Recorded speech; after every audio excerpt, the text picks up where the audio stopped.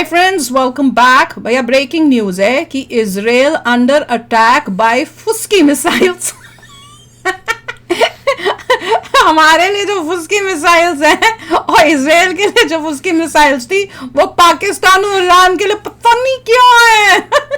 उनकी वीडियो देखे तो हैरान होते हैं कि कईयों को तो कहते हैं ना कि भैया इनका दिमाग तो घुटनों में है वो मुहावरा है ना कि दिमाग तो इनका घुटनों में है। इन लोगों के लिए तो बोलना चाहिए दिमाग है ही नहीं। देखिए, मैं तो सिर्फ ये सोचता हूँ कि ईरान में, क्योंकि न्यूज़ बाहर से नहीं आती, ईरान में सब प्रोटेक्टेड डिक्टेटरशिप है। मुझे पता भी नहीं कि उन लोगों को पता भी है कि उनके सर पे बहुत बड़ी थ्रेट है। पता नहीं तो पाकिस्तान का क्यों है? पाकिस्तान के पास तो न्यूज़ आती है। ईरान के लोगों को मेरे ख्याल से ये इसका आइडिया भी नहीं होगा कि their country is a severe threat. हाँ, उनको नहीं आइडिया, पर उनको वो सब वो देखेंगे, फर्स्ट हैंड देखेंगे, तब उनको समझ आ जाएगी। तो चलो वीडियो शुरू करते हैं। हवाई दिखाई जाती है, गाड़ियां जलती हुई दिखाई जाती हैं। अच्छा, ये एक अकेला मुल्क होगा पूरी दुनिया में जब ये मिसाइल मारता है तो जले हुए मिसाइल दिखाई जाते हैं। मैं बता रहा हूं, मजाक नहीं कर रहा। इनको समझाओ किसी दिन ये जाहिल जेरूसलम पे बम मार देंगे, अल-अक्सा गिरा देंगे और फिर कह देंगे यहूदियों ने मारा है। वैसे हम भाई लोगों को मार दो, बर्बाद कर दो, हमें कोई फिक्र नहीं। सिर्फ सायरन बजने पर यहूदी भागते हुए नजर आने चाहिए। का भाई जो बहुत तगड़ा डिफेंस एक्सपर्ट है वो इस मानसिकता को पकड़ के लाया है कि ओहो ये रात को आतिशबाजी करने के लिए। तो साथियों, आज के वीडियो का नाम है कैसे हुआ इजराइल बर्बाद। मुझसे एक साहब ने कहा कि कुछ ऐसा तो बोल दिया कर जो कभी कभी कमबख्त सुनने में अच्छा लगे। मैंने कहा यार, कभी कभी ऐसा काम भी कर दिया कर जो मुझे बोलने में अच्छा लगे। तो मुझे जब बोलने में अच्छा लगेगा तो ही तो जाकर तुझे सुनने में अच्छा लगेगा। और एक बात बताऊं, 14 वर्ष का वनवास काटने के बाद प्रभु राम जब अयोध्या लौटे तो अयोध्या में लोगों ने उनका स्वागत घी के चिराग जलाकर किया, घी के दिए जलाकर किया, आतिशबाजी भी हुई होगी। और उसी पर्व को, उसी उत्सव को, उसी दिन को आज हम दीपावली के रूप में बनाते हैं। अब आप सोचोगे यार, बात कर रहा है ये ईरान की, इजराइल की, हिजबुल्लाह की, दिवाली कहाँ पे आ गई? जो ईरान ने इतना घातक फुस्की मिसाइलों से कल फिर रात को हमला किया है इजराइल के ऊपर। उसकी यार ये बंदा प्रभु राम, वनवास, दीपावली, घी के दिए वहां कैसे पहुंच गया? भैया कमेंटेटर हूं, नजर रखता हूं। किसी भी एक्सपर्ट ने ये राज बताया हो तो कमेंट बॉक्स में लिख देना कि मैंने अयोध्या की दीपावली और जो आज हम भारत में दीपावली बनाते हैं उसको इजराइल के फुस्की मिसाइल के हमले से कैसे जोड़ा। पसंद आए तो कमेंट बॉक्स में दाग जरूर देना।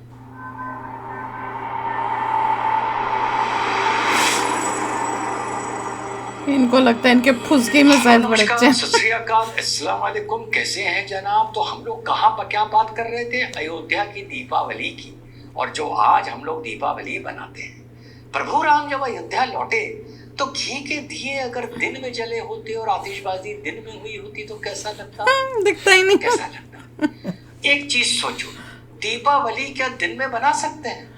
क्या घी के दिए दिन में जला सकते हैं? रोशनी दिन में कर सकते हैं? आतिशबाजी, रॉकेट दिन में कर सकते हैं? जवाब है नहीं कर सकते हैं। कर तो सकते हैं मगर मजा नहीं आएगा। दिए भी चलेंगे, रॉकेट भी चलेंगे, वो इस मारे नहीं कर सकते हैं क्योंकि फिर वो आकर्षण पैदा नहीं करेगा, वो ध्यान नहीं खींचेगा, तो मजा नहीं आएगा, तो लोगों को पता नहीं चलेगा कि त्योहार बना।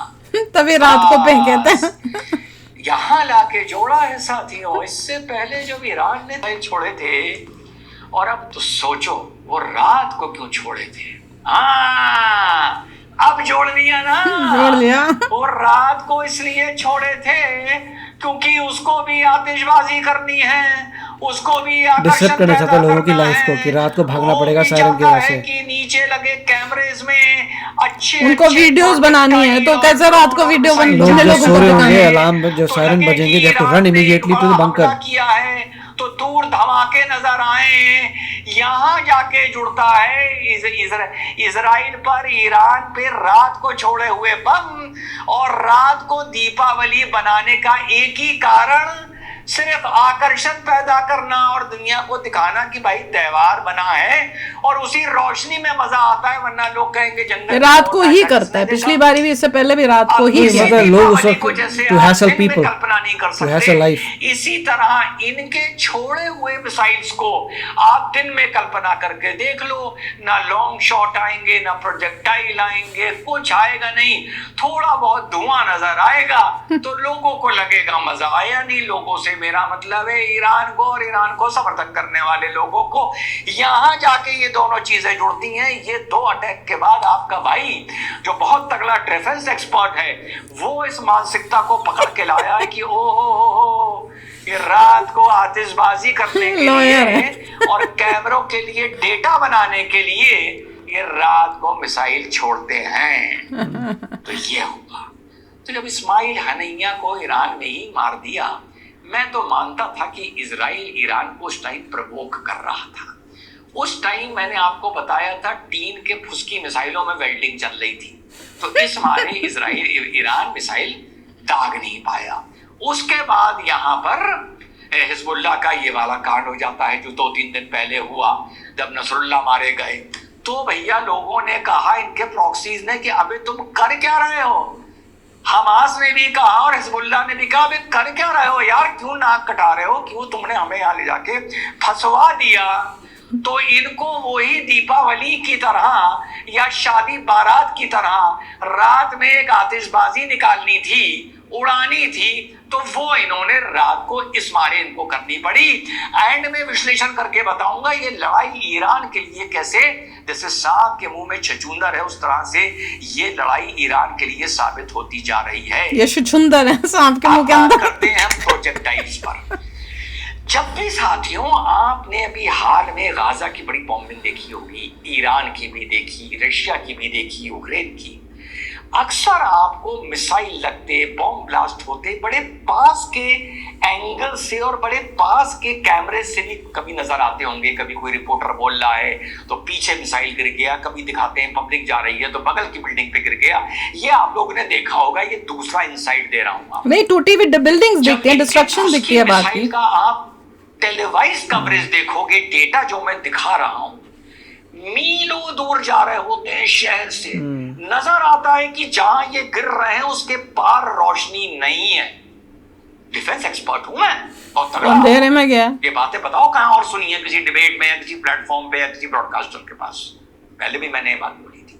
दूर, कोई डायरेक्शन नहीं, एक ही जगह जाके धम धम धम धम वेस्ट बैंक की है ये। वहां पे ब्लास्ट हो रहा है और लोग टीवी पर देख के वल्ला वल्ला कर रहे हैं। खुशी की बात में चर्चा करूंगा। ये बिल्डिंग दिख रही है ना, सब साफ है, सब ठीक है। Everything तो कहीं is पता नहीं कहाँ दूर जा रहे हैं अंधेरे में। फिर और भी डेटा देखिएगा, आप कहेंगे हाँ यार ये मिसाइल जाते कहाँ हैं? वहाँ उन्होंने कहा होगा, मैं परवाह ही नहीं इजराइल ने, कि भैया हमें तो फर्क नहीं पड़ता, वो तो बंजर जगह है, हम अपना सारे एयर में उड़ रहे हैं। All are getting disintegrated in the air itself. ये देखो, ये एक जा रहा है, नीचे देखना, नीचे जाके they'll all gone, वही gone, नीचे फुस हो gone, रहे हैं। gone. ये फुस होते जा रहे हिस्सों हैं। में बटा हुआ है। एक हिस्सा सैटेलाइट के जरिए हीट सीकिंग से पता लगाता है कि किस डायरेक्शन में मिसाइल फेंका गया है। इन लोगों को पता चल जाता है कि ईरान ने फॉर एग्जांपल इजराइल के ऊपर मिसाइल दागे। मैं इस घटना की बात कर रहा हूं, हीट सीकिंग से। फिर जो इनका दूसरा कंपोनेंट है वो उस मिसाइल की ट्रैजेक्टरी पकड़ता है, उसकी लेंथ पकड़ता है, या कोई ड्रोन की पकड़ता है, क्या उसका पेलोड पकड़ता है, स्पीड पकड़ता है, और वो अपने देश की मैपिंग करके कि हमारे देश में कहां कहां आबादी है, ये पता लगाता है AIC की इसको मिसाइल फोड़े कि नहीं फोड़े, कहां, क्योंकि मिसाइल तो टीन का आ रहा है और इनके जो एरो दागे जा रहे हैं वो $25,000 से लेकर $50,000 तक का एक मिसाइल है। वैसे तो भाई लोग इसी में खुश हो जाते हैं कि इनके $50,000 का मिसाइल दागा जा रहा है। वैसे हम भाई लोगों को मार दो, बर्बाद कर दो, हमें कोई फिक्र नहीं। सिर्फ सायरन बजने पर यहूदी भागते हुए नजर आने चाहिए। वही ना, अपनी पब्लिक को बेवकूफ बनाने के लिए ये सब इन्होंने किया है, बेसिकली यही है। और जो भी आपको दिख रहे हैं अगर मिसाइल्स नीचे जाते हुए, वो उन इलाकों में जा रहे हैं जहां पर उन्होंने कहा है कि वहां पे कोई बंजर जगह है, हमें वहां पे अपने जो है काउंटर करने के लिए जो है अपने वेपन्स को यूज करने का कोई फायदा नहीं है, क्योंकि हमारे तो बहुत महंगे हैं, वो तो वेस्ट ऑफ मनी है। तो जहां उनको लगता है कि ये गिर जाए हमें कोई फर्क नहीं पड़ता, वहां पे वो गिरने देते हैं। मैं तो ये देख रहा हूँ कि ईरान के लोग जो हैं कितने उनको भोला बना रखा है। मतलब अगर बेवकूफ, पढ़े लिखे भोला equal to होते, अगर बेवकूफ। ईरान के लोग पढ़े लिखे होते, वो कहते ओ माय गॉड कि हम क्यों अटैक कर रहे हैं इसराइल पे जो इतना सुपीरियर है टेक्नोलॉजी में, तुमने मरना है क्या। वो तो खुशियां मना रहे हैं। अगर इंटेलिजेंट बंदा होता ईरान का पढ़ा लिखा तो वो बोलता कि कोई जरूरत नहीं है अटैक करने की, क्योंकि तुम डिफेंस नहीं झेल पाओगे, तुम्हारे में ज्यादा टेक्नोलॉजी नहीं है, हमारे घरों को तोड़वाओगे, इसलिए कुछ मत फायर करो। अगर तुम पावरफुल होते इसराइल से ज्यादा तब इट वाज ओके, बट अभी तुम नहीं हो।